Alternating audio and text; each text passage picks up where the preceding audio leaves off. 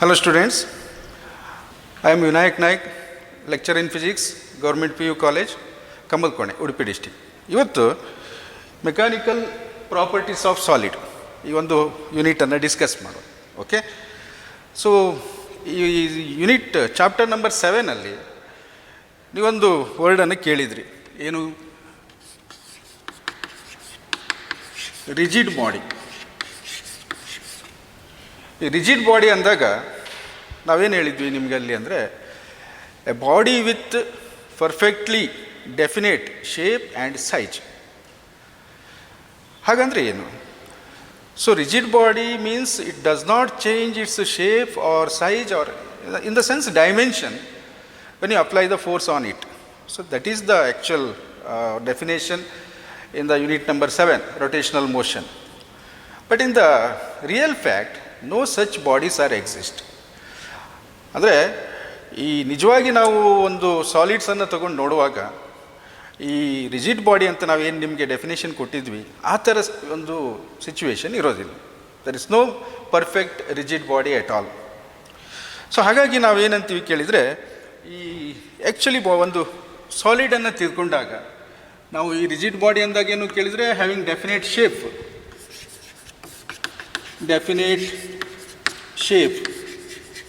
And size, and it will not change it's dimension. But in the real life, so when you consider a rigid body,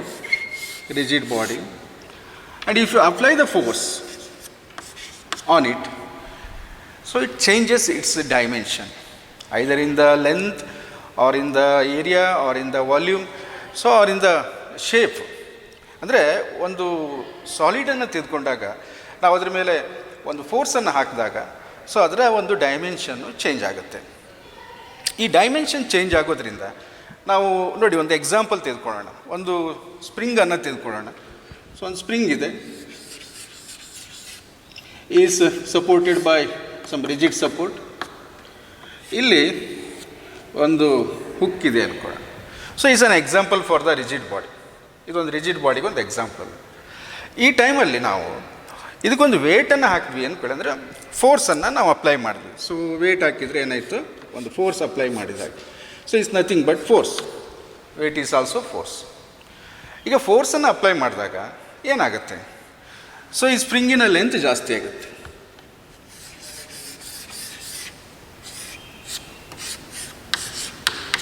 so ಈ force ಹಾಕಿರೋದ್ರಿಂದ there is a increase in the length increase ಆಗಿದೆ. Okay, ನಾವು ಇದನ್ನು remove ಮಾಡಿದರೆ ಏನಾಗುತ್ತೆ, ಯಾವುದನ್ನು apply ಮಾಡಿರುವಂಥ ಫೋರ್ಸನ್ನು. So if I remove the force, then it comes to the original shape like this way. So ಇಲ್ಲಿ ನಾನು ಫೋರ್ಸ್ ಹಾಕಿರಲಿಲ್ಲಲ್ಲ, ಇಲ್ಲಿ ಫೋರ್ಸ್ ಹಾಕಿದರೆ ಈ ಫೋರ್ಸನ್ನು ಇಲ್ಲಿ ಹಾಕಿದಾಗ so there is a increase in the length ಏನಾಗಿದೆ, ಇನ್ಕ್ರೀಸ್ ಆಗಿದೆ. When I remove the force, it come back to original shape and size. ಈ ಒಂದು ಸ್ಪೆಷಲ್ ಪ್ರಾಪರ್ಟಿ ಇದೆಯಲ್ಲ, ಏನಿದು, ನೀವು ಫೋರ್ಸನ್ನು ಅಪ್ಲೈ ಮಾಡಿದಾಗ ಏನು ಮಾಡುತ್ತೆ ಅದು, so there is a change in dimension.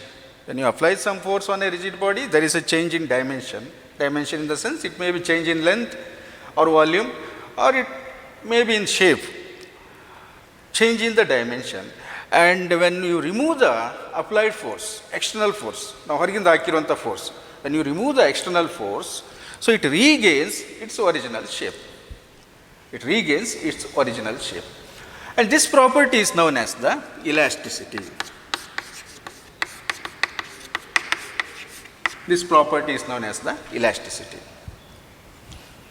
ಈ ಒಂದು ಪ್ರಾಪರ್ಟಿ ಇದೆಯಲ್ಲ, ಇದಕ್ಕೆ ಇಲಾಸ್ಟಿಸಿಟಿ. ಯಾವುದಕ್ಕೆ ಹಾಗಾದರೆ ನಾವೇನು ಮಾಡಿದ್ವಿ, ಇಲ್ಲಿ ಫಸ್ಟು ಒಂದು ರಿಜಿಡ್ ಬಾಡಿಯನ್ನು ತೊಗೊಂಡ್ವಿ, ಒಂದು ಎಕ್ಸಾಂಪಲಿಗೆ ಒಂದು ಹೆಲಿಕಲ್ ಸ್ಪ್ರಿಂಗನ್ನು ತೊಗೊಂಡಿದ್ದೀವಿ. ಆ ಸ್ಪ್ರಿಂಗಿಗೆ ನಾವು ಫೋರ್ಸನ್ನು ಅಪ್ಲೈ ಮಾಡಿದ್ದೀವಿ by some means. Force apply ಮಾಡಿದಾಗ ಏನಾಯಿತು, there is a increase in the length, ಅಂದರೆ ಬಾಡಿ ತನ್ನ ಡೈಮೆನ್ಷನನ್ನು ಚೇಂಜ್ ಮಾಡ್ಕೊಂಡಿದೆ. And when you remove the force, it regains its original shape or size or original dimension. ಈ property ಅಂತ ಹೇಳ್ತಾ ಇದ್ದೀನಿ. ಸೊ ಹಾಗಾಗಿ ನಾವು ಇಲಾಸ್ಟಿಸಿಟಿ ಅಂದರೆ ಏನು ಹೇಳ್ಬೋದು, it's A property of A body. Elasticity is a property of a body by virtue of which it regains its original dimensions when the applied force is removed. It regains original dimension when applied force is removed. ಅಂದರೆ ನಾವು ಏನು force ಹಾಕಿದಾಗ ಬದಲಾವಣೆ ಆಗಿದೆಯೋ ಆ ಬದಲಾವಣೆ ಏನಾಗುತ್ತೆ, ವಾಪಸ್ ಮೊದಲನೇ ಸ್ಥಿತಿಗೆ ಬರುತ್ತೆ ಯಾವಾಗ ನಾವು ಅಪ್ಲೈ ಮಾಡಿರೋ ಫೋರ್ಸನ್ನು ರಿಮೂವ್ ಮಾಡಿದಾಗ ಅನ್ನುವಂಥದ್ದು. ಈ ಒಂದು ಕಾನ್ಸೆಪ್ಟ್ ನಿಮಗೆ ಅರ್ಥ ಆಯ್ತು ಅನ್ಕೋತೇನೆ. ಸೊ ಇದಕ್ಕೆ ನಾವು ಇಲಾಸ್ಟಿಸಿಟಿ ಅಂತ ಕರಿತೀವಿ. ಇಲ್ಲೇನು ಕೇಳಿದರೆ ಬಾಡಿ ಏನು ಮಾಡುತ್ತೆ ಕೇಳಿದರೆ tendency to regain its original dimension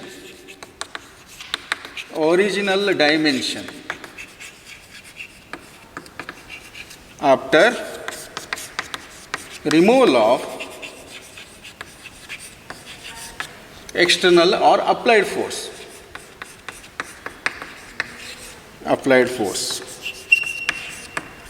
so ಇದಕ್ಕೆ ನಾವು ಇಲಾಸ್ಟಿಸಿಟಿ ಅಂತ ಕರಿತೀವಿ. ಇನ್ನೂ ಒಂದು ಥರದ ಮಟೀರಿಯಲ್ ಇರುತ್ತೆ ಕೆಲವು. ಏನು ಅಂದರೆ ನೀವು ಅಪ್ಲೈ ದ ಫೋರ್ಸ್, ನಾವು ಫೋರ್ಸ್ ಅಪ್ಲೈ ಮಾಡಿದ್ವಿ ಅಂದ್ಕೊಳ್ಳೋಣ. So there is a change in the dimension and after removal of the force the changes is permanent. ಏನು ಹೇಳಿದ್ರೆ ಗೊತ್ತಾಯ್ತಾ, ಈಗ ಕೆಲವು ಮಟೀರಿಯಲ್ ಇರುತ್ತೆ, ಸಾಲಿಡೇ ಅಫ್ಕೋರ್ಸ್, ಬಟ್ ನೀವು ಅದ್ರ ಮೇಲೆ ಫೋರ್ಸ್ ಹಾಕಿದಾಗ ಏನಾಗುತ್ತೆ, ಅದರ ಒಂದು ಶೇಪ್ ಚೇಂಜ್ ಆಗಿಬಿಡುತ್ತೆ. ಓಕೆ, ಇಲ್ಲೂ ಆಗಿತ್ತಲ್ವ ಹಾಗೆ. ಆದರೆ ಆ ಮಟೀರಿಯಲಲ್ಲಿ ಹೇಗೆ ಅಂದರೆ ಶೇಪ್ ಚೇಂಜ್ ಆಗಿ ನೀವು ಫೋರ್ಸನ್ನು ರಿಮೂವ್ ಮಾಡಿದರೆ ಅದು ರಿಟರ್ನ್ ಒರಿಜಿನಲ್ ಪೊಸಿಷನ್ಗೆ ಬರೋದಿಲ್ಲ, ಒರಿಜಿನಲ್ ಡೈಮೆನ್ಷನ್ಗೆ ಬರೋದಿಲ್ಲ. ಸೊ ಅಂಥ ಮಟೀರಿಯಲ್ಗೆ ನಾವು ಪ್ಲಾಸ್ಟಿಕ್ ಮಟೀರಿಯಲ್ ಅಂತ ಕರಿತೀವಿ. ಸೊ ಅಂಥ ಮಟೀರಿಯಲ್ಗೆ ನಾವು plastic material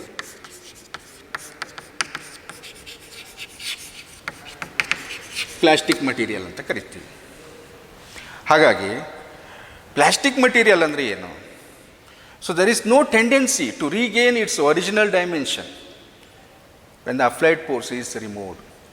when you apply the force there is a deformation in the sense there is a change in the dimension. ನೀವು ಫೋರ್ಸನ್ನು ಅಪ್ಲೈ ಮಾಡಿದಾಗ ಏನಾಗುತ್ತೆ, ಅದರ ಶೇಪು, ಸೈಜು, ಲೆಂತು ಯಾವುದೋ ಒಂದು ಚೇಂಜ್ ಆಗಿ ಹೋಗುತ್ತೆ. ಯಾವಾಗ ನೀವು ಫೋರ್ಸನ್ನು ರಿಮೂವ್ ಮಾಡ್ತೀರಿ, ಯಾವುದು ಅಪ್ಲೈಡ್ ಫೋರ್ಸನ್ನು, ಆವಾಗ ಇಟ್ ರೀಗೇನ್ಸ್ ಆಗಬೇಕಿತ್ತು, ಆಗೋದಿಲ್ಲ. There is no tendency to regain its original shape and size. ವಾಪಸ್ ಬರಲಿಕ್ಕೆ ಅದ್ರ ಆ ಒಂದು ಮಟೀರಿಯಲ್ಲು ರೆಡಿನೇ ಇಲ್ಲ, ಪರ್ಮನೆಂಟಾಗಿ ಏನಾಗ್ಬಿಟ್ಟಿದೆ, ಶೇಪು ಚೇಂಜ್ ಆಗೋಗಿದೆ ಅಥವಾ ಅದರ ಡೈಮೆನ್ಷನ್ ಚೇಂಜ್ ಆಗಿದೆ. ಸೊ ಅಂಥ ಒಂದು ಮಟೀರಿಯಲ್ಗಳಿಗೆ ನಾವು ಪ್ಲಾಸ್ಟಿಕ್ ಮಟೀರಿಯಲ್ ಅಂತ ಕರಿತೀವಿ. And the property which shown by the plastic material is called plasticity.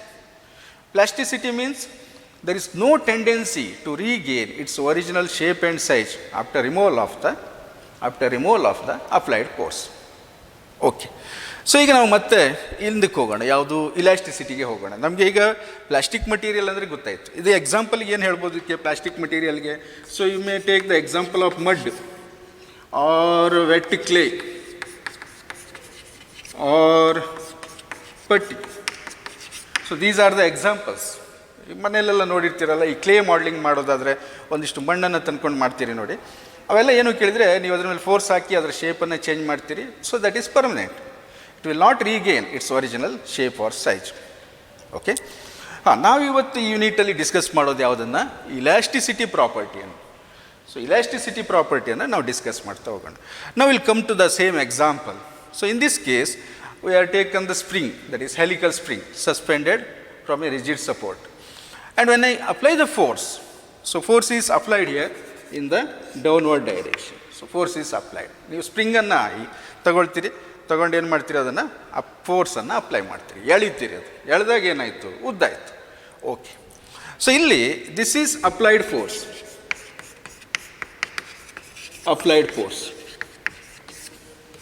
ಇದು ಅಪ್ಲೈಡ್ ಫೋರ್ಸ್. ಓಕೆ, ಈ ಫೋರ್ಸ್ ಏನು ಮಾಡ್ತಾ ಇದೆ ಬಾಡಿಯನ್ನು? This applied force changes the shape or volume or area or length of the body. So applied force changes the dimension, or in other words the applied force deforms the body. ಈ applied force ಏನು ಮಾಡುತ್ತೆ, ಈ ಬಾಡಿಯ ಯಾವುದೋ ಒಂದು length ಇರ್ಬೋದು, volume ಇರ್ಬೋದು, shape ಇರ್ಬೋದು, so ಅದನ್ನು ಚೇಂಜ್ ಮಾಡುತ್ತಲ್ಲ. ಹಾಗಾಗಿ ನಾವು ಈ ಅಪ್ಲೈಡ್ ಫೋರ್ಸಿಗೆ ಏನಂತೀವಿ ಕೇಳಿದರೆ, ಅಪ್ಲೈಡ್ ಫೋರ್ಸಿಗೆ ಡಿಫಾರ್ಮಿಂಗ್ ಫೋರ್ಸ್, ಇದಕ್ಕೆ ಡಿಫಾರ್ಮಿಂಗ್ ಫೋರ್ಸ್ ಅಂತ ಕರಿತೀವಿ. ಈ ಅಪ್ಲೈಡ್ ಫೋರ್ಸಿಗೆ ನಾವು ಡಿಫಾರ್ಮಿಂಗ್ ಅಂದರೆ ಏನು, ಹಾಳು ಮಾಡೋದಂದರೆ ಏನು, ಒರಿಜಿನಲ್ ಫಾರ್ಮನ್ನು ತೆಗೆಯುವಂಥದ್ದು. ನೀವು ಸ್ಪ್ರಿಂಗನ್ನು ಹಿಡ್ಕೊಂಡು ಎಳಿತೀರಿ, ಉದ್ದಾಗುತ್ತೆ, so deformation. So there is a change in the length, deformation. When you remove the applied force, so it regains its original shape or original length. Okay, so ಈಗ ನಮ್ಗೆ ಏನೇನು ಅರ್ಥ ಆಯಿತು ಕೇಳಿದರೆ, ಒಂದು ಇಲಾಸ್ಟಿಸಿಟಿ ಅಂದರೆ ಏನು, ಇಲಾಸ್ಟಿಸಿಟಿ. ನೆಕ್ಸ್ಟ್ ಏನು ಕೇಳಿದರೆ, ಈ ಪ್ಲಾಸ್ಟಿಸಿಟಿ ಆರ್ ಪ್ಲಾಸ್ಟಿಕ್ ಮಟೀರಿಯಲ್ಸ್ ಅಂದರೆ ಏನು, ಪ್ಲಾಸ್ಟಿಸಿಟಿ ಅಂದರೆ ಏನು ಅನ್ನೋದು ಗೊತ್ತಾಯಿತು. ಸೊ ವೆರಿ ಇಂಪಾರ್ಟೆಂಟ್ ಅಂದರೆ, ನೀವು apply the force on a rigid body, ನೀವು ಯಾವುದೇ rigid body, even iron rod ಇರ್ಬೋದು ಅಥವಾ ಮೆಟಲ್ ಸ್ಫಿಯರ್ ಇರ್ಬೋದು, ಸೊ ಎವ್ರಿ ಬಾಡಿ ಯಾವುದೇ ತಗೊಳ್ಳಿ ನೀವು, when you apply the force on it, there is a change in the dimension, deformation ಆಗೇ ಆಗುತ್ತೆ. ಕೆಲವೊಮ್ಮೆ ನಮ್ಮ ಕಣ್ಣಿಗೆ ಕಾಣಿಸುತ್ತೆ, ಕೆಲವೊಮ್ಮೆ ನಮ್ಮ ಕಣ್ಣಿಗೆ ಕಾಣಿಸೋದಿಲ್ಲ, ಇಷ್ಟು ಡಿಫಾರ್ಮೇಷನ್ ಇದ್ದೇ ಇರುತ್ತೆ. ಸೊ ಇಷ್ಟು ವಿಚಾರಗಳನ್ನು ತಿಳ್ಕೊಂಡ್ವಿ. ಜೊತೆಗೆ ಈ ಅಪ್ಲೈಡ್ ಫೋರ್ಸ್ ಇದೆಯಲ್ಲ, ಈ ಅಪ್ಲೈಡ್ ಫೋರ್ಸ್ ಏನು ಮಾಡುತ್ತೆ ಕೇಳಿದರೆ, ಬಾಡಿಯ ಒಂದು ಶೇಪನ್ನು ಅಥವಾ ಸೈಜನ್ನು ಚೇಂಜ್ ಮಾಡುತ್ತೆ ಅನ್ನೋದಾದರೆ ನಾವು ಅದಕ್ಕೆ ಏನಂತೀವಿ, ಡಿಫಾರ್ಮಿಂಗ್ ಫೋರ್ಸ್ ಅಂತ ಕರಿತೀವಿ. ಓಕೆ, ಸೊ ಈಗ ನಾವು ನೆಕ್ಸ್ಟ್ ಏನು ಮಾಡುವ ಕೇಳಿದರೆ,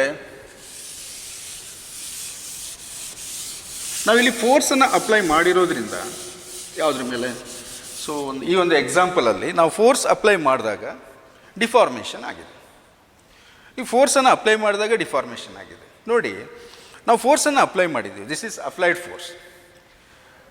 so according to Newton's third law, ಈ ಫೋರ್ಸಿಗೆ ಒಂದು ಈಕ್ವಲ್ ಆ್ಯಂಡ್ ಅಪೋಸಿಟ್ ಇನ್ನೊಂದು ಫೋರ್ಸ್ ಇರಲೇಬೇಕು. ಅಂದರೆ ನಾವು ಡೆಫಿನೇಷನ್ ನೋಡಿದಾಗ ನಿಮ್ಗೆ ಅರ್ಥ ಆಗಿರ್ಬೋದು. So the tendency to regain its original shape and or dimension, generally dimension ಅಂತ ಹೇಳ್ಬೋದು. ಆ ಟೆಂಡೆನ್ಸಿ ಅನ್ನೋದು ಏನು ಹಾಗಾದರೆ, ಅದನ್ನು ಅಬ್ಸರ್ವ್ ಮಾಡೋಣ. ಸೊ ಇಲ್ಲಿ ಈ ಅಪ್ಲೈಡ್ ಫೋರ್ಸ್ ಏನಾಗಿದೆ, ಈ ಕಡೆ ಹೀಗೆ ಡೌನ್ವರ್ಡ್ ನಾವು ಹೀಗೆ ಹಿಡಿದು ಎಳಿತಾ ಇದ್ದೀವಿ ಅಂದ್ಕೊಳ್ಳಿ. ಅಪ್ಲೈಡ್ ಫೋರ್ಸಿಗೆ equal in magnitude but opposite in direction ಇನ್ನೊಂದು ಫೋರ್ಸ್ ಇರಲೇಬೇಕಲ್ವ, ಇನ್ನೊಂದು ಫೋರ್ಸ್ ಇಂಟರ್ನಲ್. ಆ ಒಂದು ರಿಜಿಡ್ ಬಾಡಿಯ ಒಳಗಡೆ ಇನ್ನೊಂದು ಫೋರ್ಸ್ ಇರಲೇಬೇಕು. ಯಾಕೆ? ಸೊ ನೀವು ಯಾವಾಗ ಲೋಡ್ ಹಾಕ್ತಿರೋ ಅಥವಾ ಫೋರ್ಸನ್ನು ಅಪ್ಲೈ ಮಾಡ್ತಿರೋ, so there will be increase in the length increase ಆಗಿದೆ. ಓಕೆ, ಸೊ ಯಾವಾಗ ನೀವು ಇದನ್ನು ರಿಮೂವ್ ಮಾಡ್ತೀರಿ, ಆಟೋಮೆಟಿಕಲಿ ಏನಾಗುತ್ತೆ, the body regains its original dimension. ವಾಪಸ್ ಇದು ಮೊದಲಿನ ಸ್ಥಿತಿಗೆ ಹೋಗಬೇಕಂದ್ರೆ ಏನಾಗಬೇಕು, ಸಮಥಿಂಗ್ ಈಸ್ ದ್ಯಾರ್. ಏನದು something? So there will be a force, ಇನ್ನೊಂದು ಫೋರ್ಸ್ ಇರಲೇಬೇಕಲ್ಲ, ಅದನ್ನು ಎಳ್ಕೊಂಡು ಒಳಗೆ ಹೋಗುವಂಥದ್ದು. ಕರೆಕ್ಟಾ? ಸೊ ಇದಕ್ಕೆ ನಾವೇನಂತೀವಿ ಅಂದರೆ ರೀಸ್ಟೋರಿಂಗ್ ಫೋರ್ಸ್ ಅಂತ ಕರಿತೀವಿ.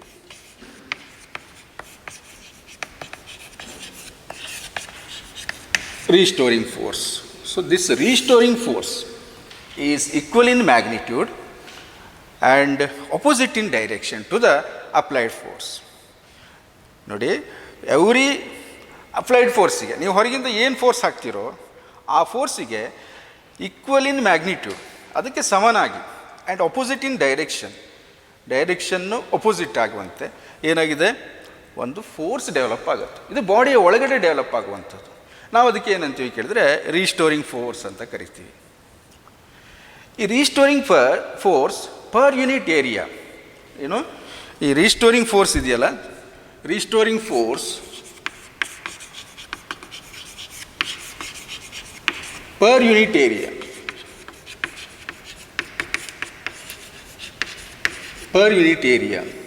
ರೀಸ್ಟೋರಿಂಗ್ ಫೋರ್ಸ್ ಪರ್ ಯೂನಿಟ್ ಏರಿಯಾ ಇದೆಯಲ್ಲ, ಇದಕ್ಕೆ ನಾವೇನಂತೀವಿ ಅಂದರೆ ಸ್ಟ್ರೆಸ್ ಅಂತ ಕರಿತೀವಿ. So this is a new physical quantity for you, stress ಅಂತ ಕರಿತೀವಿ. ಸ್ಟ್ರೆಸ್ ಅಂದರೆ this is the restoring force per unit area developed inside the body. So now the question is how to get the expression for this, because here the definition itself is restoring force per unit area. Restoring force happens inside the body, ಬಾಡಿಯ ಒಳಗಡೆ ಇರುವಂಥದ್ದು. But ಒಂದು option ಇದೆ ಅಲ್ವಾ ನಮಗೆ. So this restoring force is equal in magnitude and opposite in direction to the applied force. Applied force ನಾವು ಹಾಕಿರೋದು ನಮ್ಗೆ ಗೊತ್ತಿದೆ ಎಷ್ಟು ಅಂತೇಳಿ.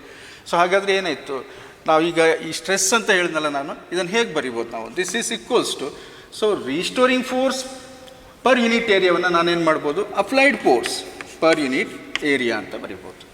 Applied force per unit area. So this is about the stress. Okay, so ಹಾಗಾದರೆ stress ಅಂದರೆ ಏನು, simply force per area, force per area, or you may define like this way, restoring force per unit area, restoring force per unit area, that is the stress. Okay, now so we'll go for the unit, SI unit. So SI unit is, what is this force, force measured in newtons, and area is in meter square, therefore Newton per meter square, Newton per meter square is the SI unit. Also this is has another unit also SI, Pascal. ಈ Pascal ಅನ್ನೋದನ್ನು ಕೂಡ use ಮಾಡ್ತಾರೆ. Short ಆಗಿ ಇದನ್ನು ನಾವು ಹೀಗೆ ಬರಿತೀವಿ, P A, pascal, newton per metre square, newton per metre square or pascal. So symbolically P A ಅಂತ ಬರಿತೀವಿ. So this is about the unit. And next one is dimension. Dimension, so dimension ಅಂದಾಗ ಏನು ಮಾಡ್ತೀವಿ ನಾವು ಕೇಳಿದ್ರೆ, dimensional formula, dimensional formula. So Newton means that is force divided by L square, meter square ಇದೆಯಲ್ಲ, ಹಾಗಾಗಿ m L minus 1 T minus 2. So this is the dimension of the this one, stress in a dimension. ಹಾಗಾದರೆ ಈಗ stress ಅಂದರೆ ಏನು, restoring force develop ಆಗುತ್ತಲ್ಲ ಮಟೀರಿಯಲಲ್ಲಿ, ಯಾವುದೇ ಒಂದು ಬಾಡಿಯನ್ನು ತೆಗೆದುಕೊಳ್ಳಿ, ರಿಸ್ಟೋರಿಂಗ್ ಫೋರ್ಸ್ ಡೆವಲಪ್ ಆಗುತ್ತಲ್ಲ, ಆ ರಿಸ್ಟೋರಿಂಗ್ ಫೋರ್ಸ್ ಪರ್ ಯೂನಿಟ್ ಏರಿಯಾವನ್ನು ನಾವು ಸ್ಟ್ರೆಸ್ ಅಂತ ಕರಿತೀವಿ. ಓಕೆ, ಸೊ ನೆಕ್ಸ್ಟ್ ಏನು ಕೇಳಿದರೆ, ನಾವು ಈ ಸ್ಟ್ರೆಸ್ಸನ್ನು ನೋಡುವಾಗ ನಮಗೆ ಬೇರೆ ಬೇರೆ ಒಂದು ವೇರಿಯೇಷನ್ಗಳನ್ನು ನಾವು ನೋಡ್ತಾ ಹೋಗ್ಬೋದು. ಏನು, ಸ್ಟ್ರೆಸ್ ಆದಾಗ ಏನಾಗುತ್ತೆ ಅನ್ನುವಂಥದ್ದು. ಸೊ ಹಾಗೆ ನಾವು ನೋಡುವಾಗ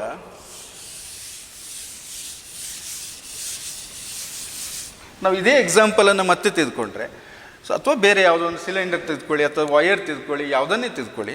ಸೊ ಈಗ ನೋಡಿ, suppose this is the length L, ಇದರ ಲೆಂತ್ ಎಲ್ ಇತ್ತು initially its length is L.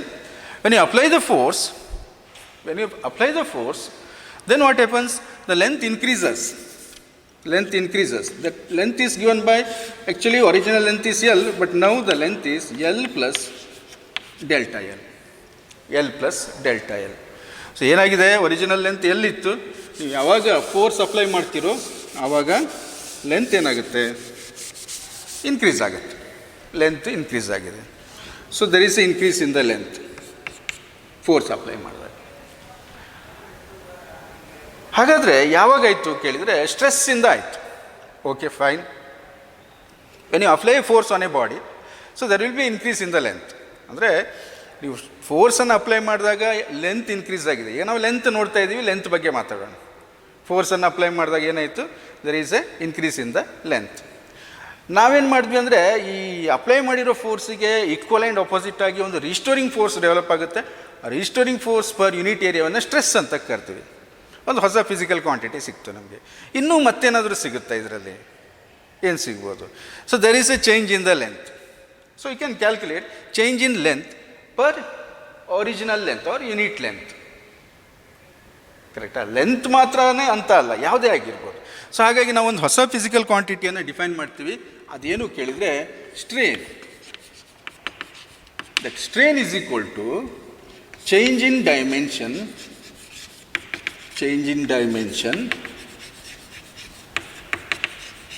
divided by original dimension.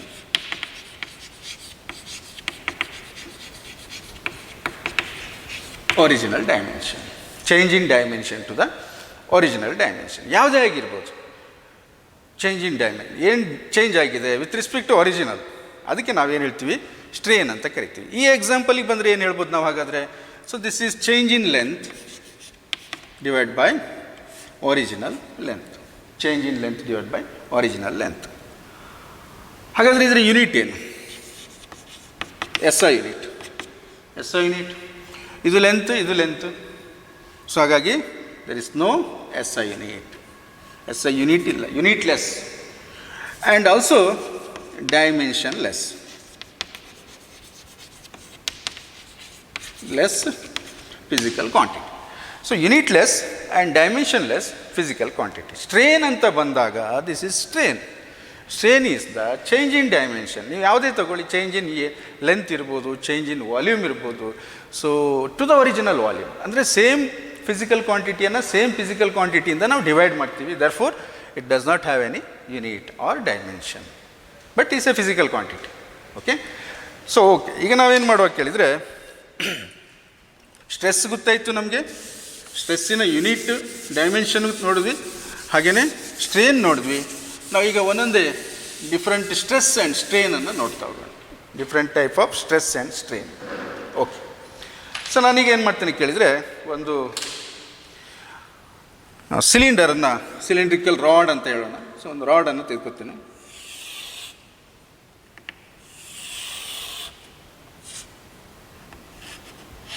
Okay. So its length is L. Its length is L. ಈಗ ನೆಕ್ಸ್ಟ್ ಏನು ಮಾಡ್ತೀರಿ ನೀವು ಅಂದರೆ, ಫೋರ್ಸನ್ನು ಅಪ್ಲೈ ಮಾಡ್ತೀರಿ. ಸೊ ಫೋರ್ಸನ್ನು ಅಪ್ಲೈ ಮಾಡಿದಾಗ ಇದ್ರ ಲೆಂತ್ ಏನಾಗುತ್ತೆ, ಜಾಸ್ತಿ ಆಗುತ್ತೆ.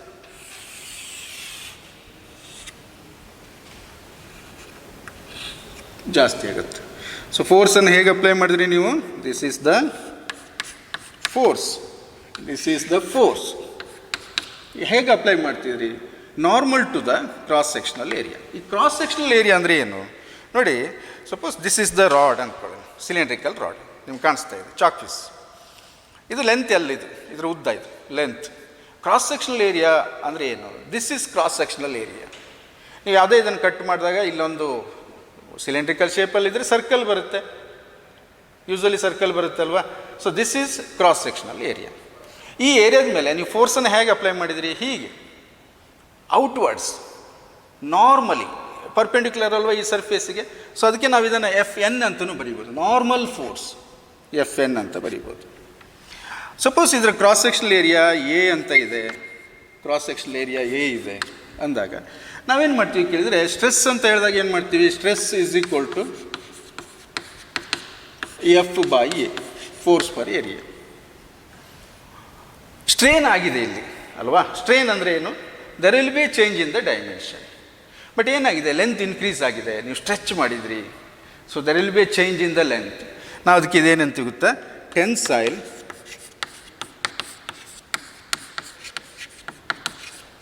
ಸ್ಟ್ರೇನ್ ಅಂತ ಕರಿತೀವಿ. ಟೆನ್ಸೈಲ್ ಯಾಕೆ ಈ ಟೆನ್ಸೈಲು, ಇನ್ನೊಂದು ಚಾನ್ಸ್ ಇದೆ, ಏನು ಗೊತ್ತಾ. ಸೊ ಅದೇ ಸಿಲಿಂಡ್ರನ್ನು ತೆಗೆದುಕೊಳ್ಳೋಣ, of length L.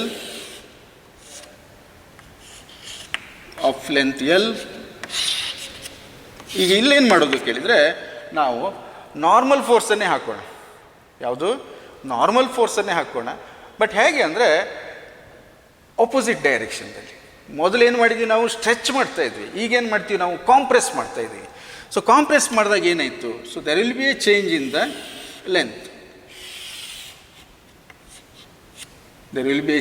The length.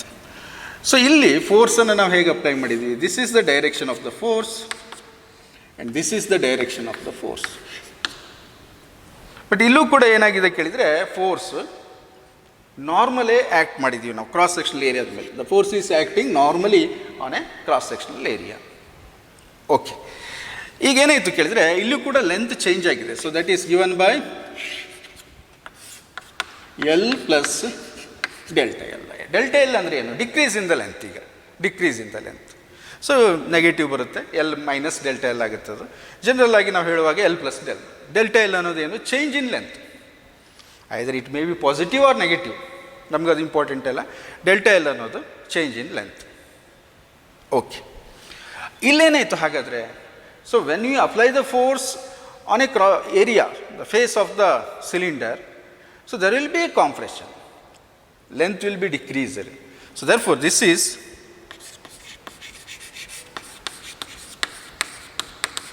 compressive strain or compressive stress. Compressive stress or compressive strain. Usually ನಮ್ಗೆ ಯಾವುದು ಫಸ್ಟ್ ಬರೋದು? ಸ್ಟ್ರೆಸ್ ಅಲ್ವಾ? Compressive tensile stress and compressive strain. Compressive stress. Okay. So ಎರಡು ಕೇಸಲ್ಲಿ ಏನಾಗಿದೆ? ಎರಡು ಕೇಸಲ್ಲಿ ಏನಾಗಿದೆ? So there is a change in the length change ಆಗಿದೆ. ಹಾಗಾಗಿ ನಾವೇನಂತೀವಿ ಕೇಳಿದರೆ, ಈ ಎರಡನ್ನೂ ಒಟ್ಟಿಗೆ ಏನು ಹೇಳ್ತೀವಿ ನಾವು? Longitudinal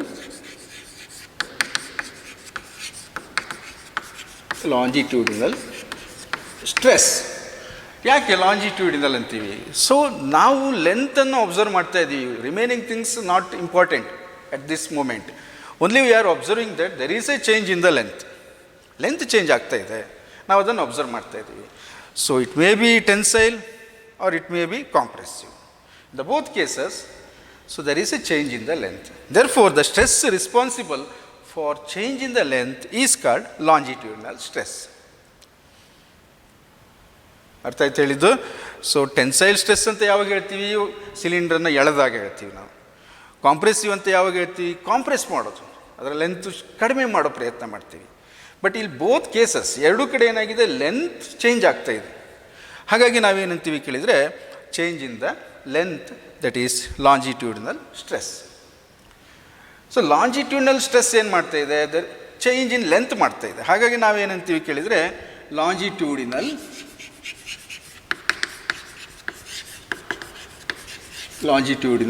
strain.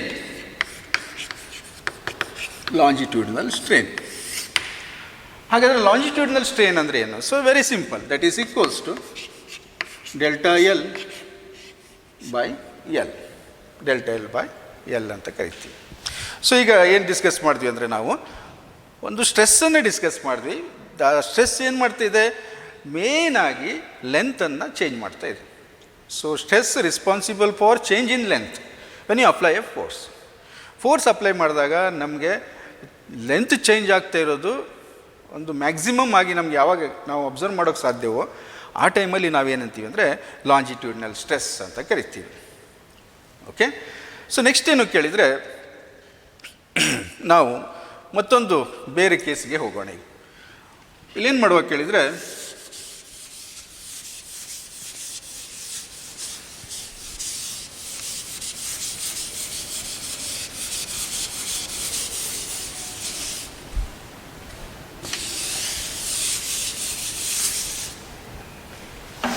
ಈಗ ಒಂದು ಸಿಲಿಂಡ್ರನ್ನು ತೆಗೆದುಕೊಳ್ಳೋಣ. Once again, it is a cylinder. Now the force is applied in such a way that it's not this one normal force. We are applying the force tangentially. Tangential force. The force is tangential, and another force is acting like this way, F tangential. Then what happens? ನೋಡಿ, ಅಲ್ಲಿಗೂ ಇಲ್ಲಿಗೂ ವ್ಯತ್ಯಾಸ ಇದೆ. ನಾವಲ್ಲಿ ಹಿಂದಿನ ಎಕ್ಸಾಂಪಲಲ್ಲಿ ಫೋರ್ಸನ್ನು normally ಹಾಕಿದ್ವಿ. ನಾವು normally opposite to the face and normally towards the face, ಎರಡು ಕೇಸನ್ನು ನೋಡಿದ್ವಿ. ಒಂದು ಟೆನ್ಸೈಲ್, ಇನ್ನೊಂದು ಕಾಂಪ್ರೆಸಿವ್. ಬಟ್ ಈ ಥರ ನಾವು ಫೋರ್ಸನ್ನು ಅಪ್ಲೈ ಮಾಡಿದಾಗ, see here this is a cylinder, solid cylinder may be, and we are applying the force tangentially. So ಹೀಗೆ ಅಪ್ಲೈ ಮಾಡಿದಾಗ ಏನಾಗುತ್ತೆ ಗೊತ್ತಾ? So very next the body becomes like this way.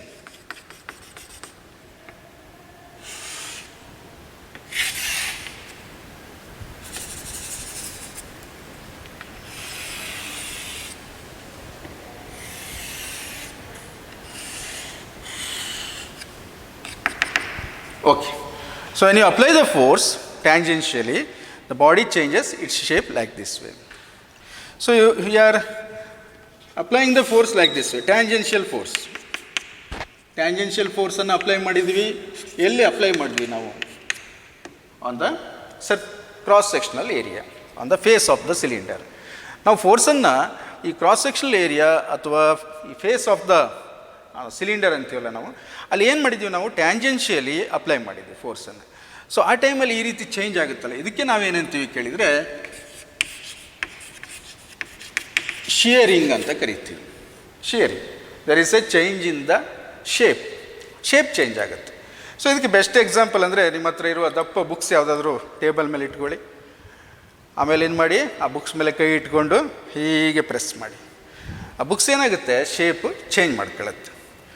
So ಇದಕ್ಕೆ ನಾವೇನಂತೀವಿ ಅಂದರೆ ಶಿಯರಿಂಗ್ ಅಂತ ಕರಿತೀವಿ. ಸೊ ದ ಸ್ಟ್ರೆಸ್ ಅಂತ ಹೇಳುವಾಗ ನಾವೇನು ಹೇಳ್ಬೇಕು, ಹಾಗಾದರೆ force per ಏರಿಯಾನೇ.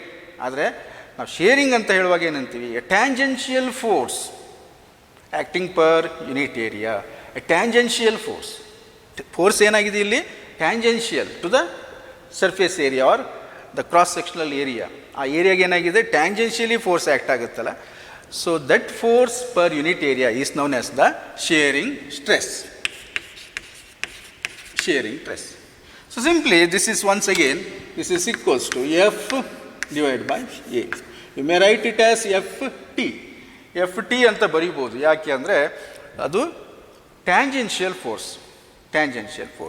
A is the area of the cross section, this area, ಈ ಒಂದು ಫೇಸಿನ ಏರಿಯಾ ಅಂತ ಕರಿತೀವಿ. ಈಗೇನಾಗಿದೆ ಹಾಗಾದರೆ, ಇಲ್ಲಿ ಸ್ಟ್ರೇನ್ ಆಗಿದೆ. ಸ್ಟ್ರೇನ್ ಅಂದರೆ ಏನು, change in dimension to the original dimension. But ಇಲ್ಲಿ ಏನಾಗಿದೆ ಅಂದರೆ ಶೇಪ್ ಚೇಂಜ್ ಆಗಿದೆ. ಸೊ ಹಾಗಾಗಿ ನಾವೇನು ಹೇಳ್ಬೋದು ಇಲ್ಲಿ, so change in the shape. ಅದಕ್ಕೆ ನಾವೇನು ಮಾಡುವ ಕೇಳಿದರೆ, ನೋಡಿ ಈಗ ಫೇಸ್ ಏನಾಗಿದೆ ಕೇಳಿದರೆ ಇಷ್ಟು ಮೂವ್ ಆಗಿದೆಯಲ್ಲ, so I can write this as delta L, and suppose this is the length of the cylinder L, ಅವಾಗ ಏನು ಮಾಡ್ಬೋದು ನಾವು, so it's the ratio of the relative displacement of the face to the original length of the cylinder.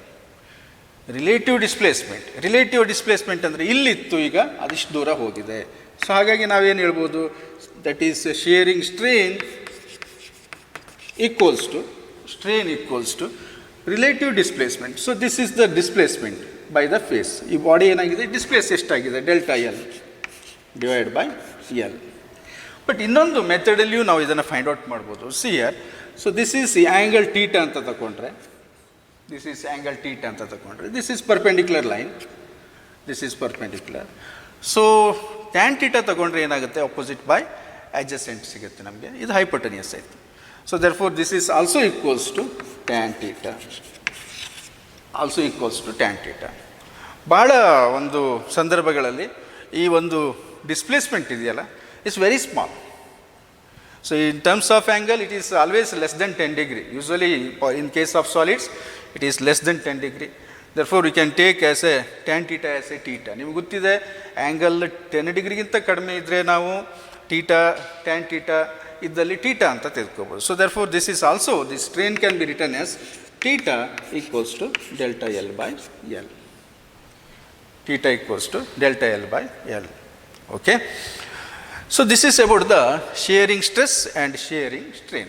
ಈಗ ನಾವೇನೇನು ನೋಡ್ಕೊಂಡ್ವಿ, ಒಂದು longitudinal strain, ಇನ್ನೊಂದು shearing stress, shearing strain ಅಂತ ನಾವು ನೋಡ್ಕೊಂಡ್ವಿ. Okay, ಈಗ ನಾವು ಎರಡು ಸ್ಟ್ರೆಸ್ಗಳನ್ನು ನೋಡಿದ್ವಲ್ಲ, ಇನ್ನೊಂದು ರೀತಿಯ ಎಕ್ಸಾಂಪಲನ್ನು ನೋಡು.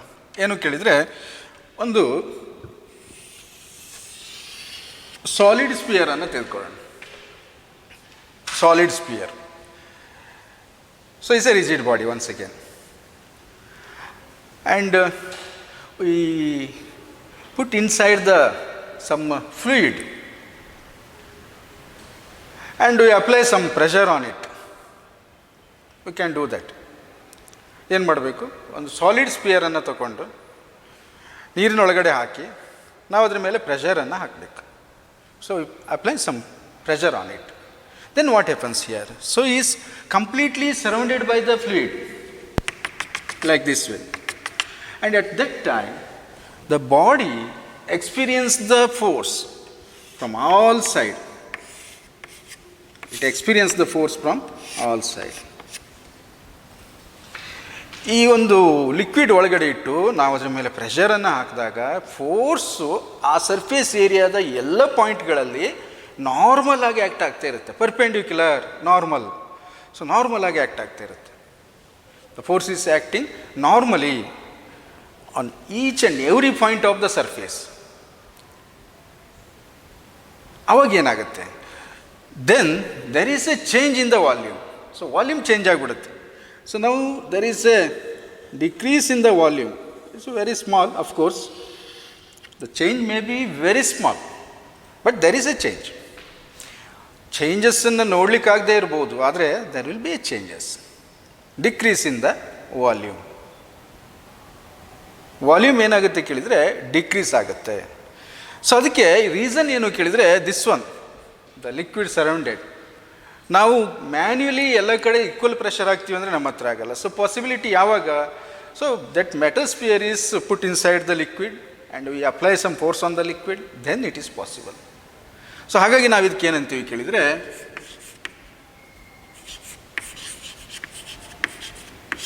Hydraulic stress. ಹೈಡ್ರಾಲಿಕ್ ಸ್ಟ್ರೆಸ್ ಅಂತ ಹೇಳ್ತೀವಿ. So this is hydraulic stress. It's very simple. Once again, the force is acting normally on the surface, therefore this is equals to force divided by area. Remember one thing, for a stress, whatever may be the types of the stress, the unit remains same, that is Newton per meter square, and dimension remains same. Nothing to worry. But strain does not have any unit. Strain ಗೆ unit ಇಲ್ಲ, ಸ್ಟ್ರೆಸ್ಸಿಗೆ unit ಇದೆ. ಆ stress ಎಲ್ಲೆಲ್ಲಿ ಬಂದಿದೆಯೋ ಎಲ್ಲ ಕಡೆಯೂ same unit, that is newton per metre square or pascal. ನಾವು ಈ ಯೂನಿಟನ್ನು ಯೂಸ್ ಮಾಡ್ತೀವಿ. ಸೊ ಈಗ ಇಲ್ಲೇನಾಯಿತು ಕೇಳಿದರೆ, suppose this is the original volume, V is the original volume of the sphere, original volume, and there is a change in the volume. Change in the volume ಅಂದರೆ ಏನು, V dash is the final volume, final volume. Then change in volume,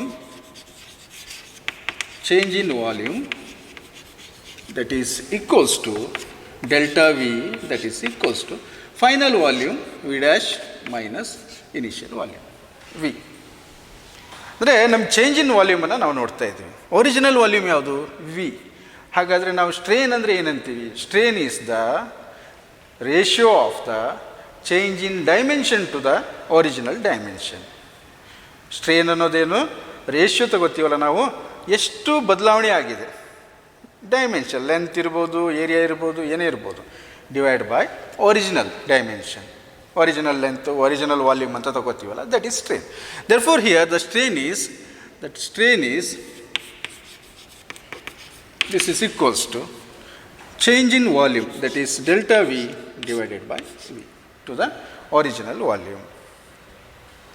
but ಇಲ್ಲಿ ಚೇಂಜಸ್ಸನ್ನು ನಾವು ನೋಡ್ತಾ ಇರೋದು ಇಲ್ಲಿ length ಅಲ್ಲ, area ಅಲ್ಲ, ವಾಲ್ಯೂಮಲ್ಲಿ. Therefore this is also known as volume strain, and this is also known as the volume strain. Okay.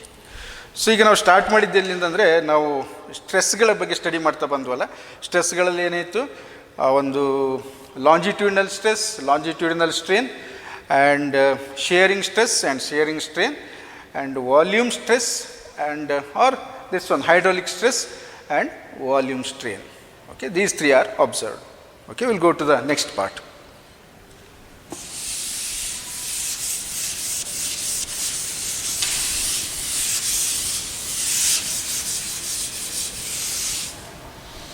So on the property of the elasticity, ಈ ಇಲಾಸ್ಟಿಸಿಟಿ ಪ್ರಾಪರ್ಟೀಸನ್ನು ಸ್ಟಡಿ ಮಾಡ್ತಾ ಮಾಡ್ತಾ ಈ ಹುಕ್ ಅನ್ನುವಂಥವರು ಸೊ ಒಂದು ಲಾವನ್ನು ಕೊಡ್ತಾರೆ. So that is known as the Hooke's law. His name is taken. His name is taken for the law. That is Hooke's law. ಈ ಲಾ ಏನು ಹೇಳುತ್ತೆ, so ಲಾದಲ್ಲಿ ಏನು ಕೇಳಿದರೆ, for small deformation, for small deformation, small deformation ಅಂದರೆ ಈ deformation ಏನಾಗಿರಬೇಕು, ಸಣ್ಣದಾಗಿರಬೇಕು, ಕಡಿಮೆ ಪ್ರಮಾಣದಲ್ಲಿರಬೇಕು. So ಆವಾಗ ಏನಾಗುತ್ತೆ ಕೇಳಿದರೆ, for small deformation stress is directly proportional to strain. Stress is directly proportional to strain. Stress is directly proportional to strain. ನಿಮಗೆ mathematically ಗೊತ್ತಿದೆ, ನಾವು ಇದನ್ನು ಈಕ್ವಲ್ ಸೈನ್ ತರಬೇಕಂದ್ರೆ ಒಂದು ಕಾನ್ಸ್ಟೆಂಟ್ ಹಾಕ್ಕೋಬೇಕು. Therefore stress equals to some constant into strain. Constant into strain. ಇಲ್ಲಿವರೆಗೆ ಏನೂ ತೊಂದರೆ ಇಲ್ಲ. ಯಾಕೆಂದರೆ ಹುಕ್ಸ್ ಲಾ ಏನು ಹೇಳುತ್ತೆ ಕೇಳಿದರೆ, for small deformation means what? So there is a small change in length, increase in the length or decrease in the length. So there is a small change in the length or there is a small change in the volume. So this is the condition. For small deformation ಅಂದರೆ ಅರ್ಥ ಏನು? ಒಂದು length ಆಗಿರ್ಬೋದು, ಇಲ್ಲ volume ಆಗಿರ್ಬೋದು, ಸಣ್ಣ ಪ್ರಮಾಣದಲ್ಲಿ ಸ್ವಲ್ಪ ಬದಲಾವಣೆ ಆದಾಗ, ಮ್ಯಾಕ್ಸಿಮಮ್ ಅಲ್ಲ. ಈ ಲಾದ ಕಂಡೀಷನ್ ಏನು ಅಂದರೆ, for small deformation stress is directly proportional to strain. Stress ಅನ್ನೋದು ಸ್ಟ್ರೇನ್ಗೆ ನೇರವಾದ ಸಂಬಂಧವನ್ನು ಹೊಂದಿದೆ. ಅದರ ಅರ್ಥ ಇಷ್ಟೇ, ಸ್ಟ್ರೆಸ್ ಇನ್ಕ್ರೀಸ್ ಆದರೆ ಸ್ಟ್ರೇನ್ ಇನ್ಕ್ರೀಸ್ ಆಗುತ್ತೆ. See, very simple. When you increase the stress, there will be an increase in the strain, and when you decrease the stress, there will be a decrease in the strain. ಅಂದರೆ stress ಹೆಚ್ಚು ಮಾಡಿದರೆ strain ಹೆಚ್ಚಾಗುತ್ತೆ, stress ಕಡಿಮೆ ಮಾಡಿದರೆ strain ಕಡಿಮೆ ಆಗುತ್ತೆ. So they are directly related ಅಂತೇಳಿ.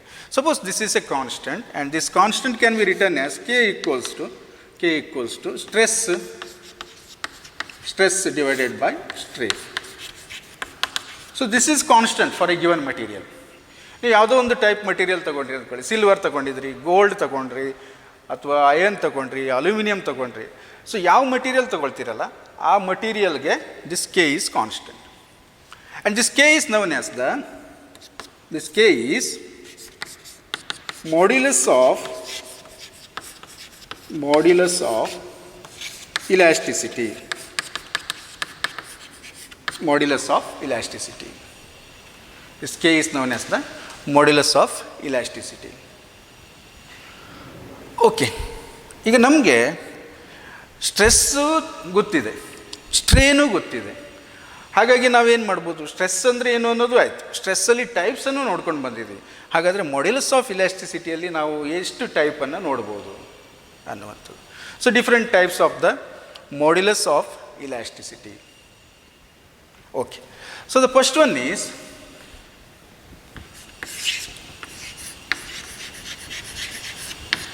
Young's modulus. Young's modulus. So Young's modulus means what? That is the ratio of the longitudinal stress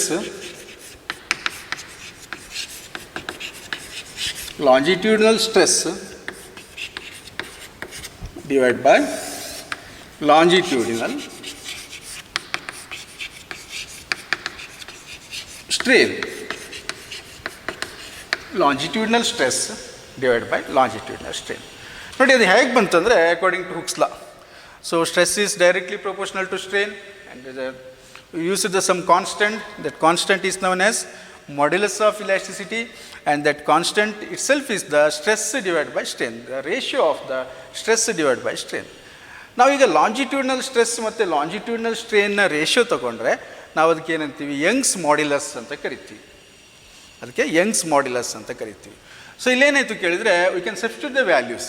y equals to longitudinal stress ಅಂದಾಗ ಏನು ಮಾಡ್ತೀವಿ ನಾವು, ಫೋರ್ಸ್ ಪರ್ ಏರಿಯಾ ಗೊತ್ತಿದೆ ನಿಮಗೆ. Longitudinal stress, longitudinal strain ಅಂದರೆ ಏನು, delta L divide by L.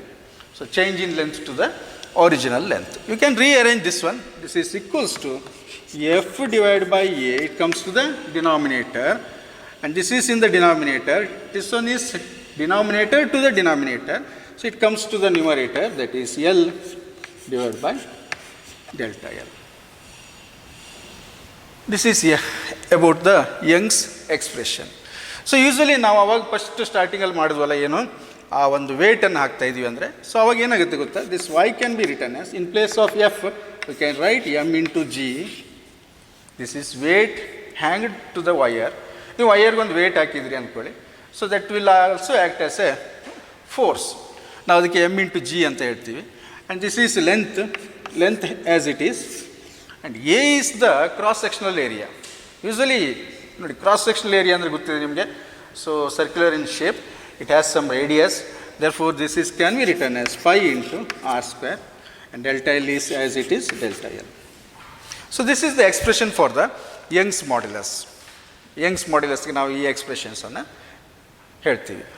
So ನಾವು ಎಲ್ಲಿಂದ ಬಂದ್ವಿ ಕೇಳಿದರೆ, from hooks law we have taken stress is directly proportional to strain, and stress equals to some constant into strain, and that constant is nothing but modulus of elasticity. And when you come to the Young's modulus, that ratio, stress by strain ratio, is nothing but ratio of the longitudinal stress to the longitudinal strain. So therefore, y is equal to F by A, that is stress, longitudinal stress divided by longitudinal strain, delta L by L. And this is equals to mg. I had taken F as a mg only because if you apply the force in terms of weight, you can apply the force in terms of weight. When you apply the weight, that becomes F becomes m into g, and length as it is, and this area, that is the area of the face. If you take a wire and that face, it has a circular in shape, the cross sectional area, and if you know the radius, you can find the cross sectional area, that is phi r square. And this is delta L, change in the length. So you can find all these things. Once you know all these things, you can substitute for a given material and you will get the expression, that is the value for the Young's modulus of that material. ಆ ಒಂದು ಮಟೀರಿಯಲ್ನ Young's ಮಾಡ್ಯುಲಸನ್ನು ನಾವು find out ಮಾಡ್ಬೋದು. ಈ ಎಲ್ಲ ವ್ಯಾಲ್ಯೂಸ್ಗಳು ನಮಗೆ ಸಿಕ್ಕಿದಾಗ ನಾವು find out ಮಾಡಿಕೊಂಡ್ರೆ ಅದನ್ನು ವಾಯು ವ್ಯಾಲ್ಯೂನ ಫೈಂಡ್ ಔಟ್ ಮಾಡ್ಬೋದು. See here whatever the unit here, ನಾವು ಇಲ್ಲಿಗೆ ಹೋಗೋಕ್ಕಿಂತ ಮೊದಲು ಇಲ್ಲಿಗೆ ಬಂದ್ಬಿಡೋಣ. ಇದರ ಯೂನಿಟ್ ಏನು, ಯಂಗ್ಸ್ ಮಾಡ್ಯುಲಸ್ನ ಯೂನಿಟ್ ಏನು? So longitudinal stress divide by longitudinal strain, longitudinal stress divide by longitudinal strain. ಹಾಗಾದರೆ ಸ್ಟ್ರೇನಿಗೆ ಏನಿದೆ ಯೂನಿಟ್ಟು? ಯೂನಿಟ್ಲೆಸ್. ಸ್ಟ್ರೇನಿಗೆ ಯೂನಿಟ್ ಇಲ್ಲ. ಯೂನಿಟ್ ಇರೋದು ಯಾರಿಗೆ ಹಾಗಾದರೆ? Only for stress. ಸ್ಟ್ರೆಸ್ಸಿನ ಯೂನಿಟ್ ಏನು? Newton per metre square. Therefore its unit is newton per metre square or pascal. Newton per metre square or pascal. ಓಕೆನಾ? ಇದು ಯಂಗ್ಸ್ ಮಾಡ್ಯುಲಸ್ ಬಗ್ಗೆ. ಸೊ ನೆಕ್ಸ್ಟ್ ಏನು ಕೇಳಿದರೆ,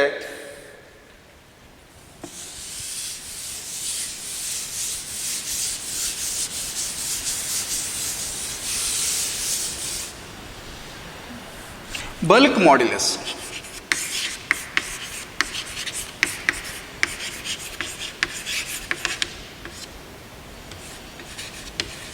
Bulk modulus. So in case of bulk modulus, ನಾವೇನು ಹೇಳ್ತೀವಿ, ನಾವು ಲಾಸ್ಟಿಗೆ ಒಂದು ಎಕ್ಸಾಂಪಲ್ ನೋಡಿದ್ವಲ್ಲ. So there is a change in the volume. There is a change in the volume.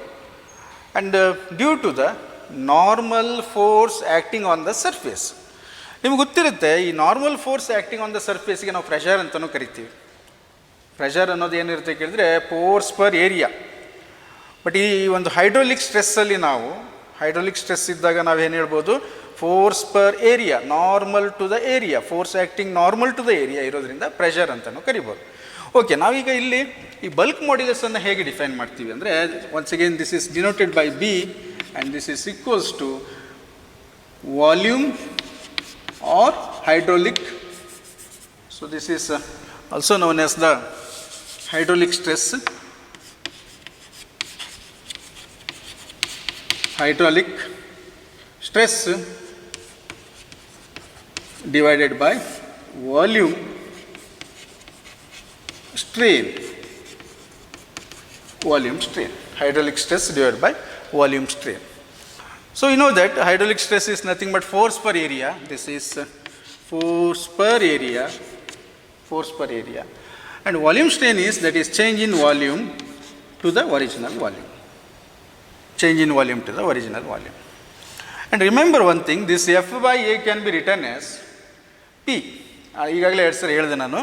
So force per ಏರಿಯಾವನ್ನು ನಾವು ಪ್ರೆಷರ್ ಅಂತ ತಿಳ್ಕೊಬೋದು. ಹಾಗಾಗಿ ನಾವು ಇದನ್ನು ಹೀಗೂ ಬರೀಬೋದು, this is equals to P divide by delta V by V, and this is known as the bulk modulus. This is known as the bulk modulus. Change in volume to the original volume is volume strain, and this is force per area. We have taken pressure in this case only. ನಾವು ಈ ಕೇಸಲ್ಲಿ ತಗೋಬೋದು. ಯಾಕೆಂದರೆ ನಾವು usually ಒಂದು volume change ಮಾಡಬೇಕಂದ್ರೆ ಏನು ಮಾಡಬೇಕು, ಒಂದು ಫ್ಲೂಯಿಡ್ ಒಳಗಡೆ ಇಟ್ಟು ಹೈ ಪ್ರೆಷರನ್ನು ಹಾಕಬೇಕು ನಾವು. ಸೊ ನಿಮಗೆ ಎಲ್ಲಾದರೂ ಕಾಂಪಿಟೇಟಿವ್ ಎಕ್ಸಾಮ್ಗಳಲ್ಲಿ ನ್ಯೂಮೆರಿಕಲ್ ಪಾರ್ಟಲ್ಲಿ ಈ ಪ್ರೆಷರ್ ಅಂತಲೇ ಕೊಟ್ಟಿರ್ತಾರೆ. So force per area is is also pressure, both are same in this case. Okay, suppose ನಾವು ಈ reciprocal of this one bulk modulus, ಇದರ ರೆಸಿಪ್ರೋಕಲ್ ಮಾಡಿದ್ರೆ ನಾವೇನಂತೀವಿ ಕೇಳಿದರೆ ಕಾಂಪ್ರೆಸಿಬಿಲಿಟಿ ಅಂತ ಕರಿತೀವಿ.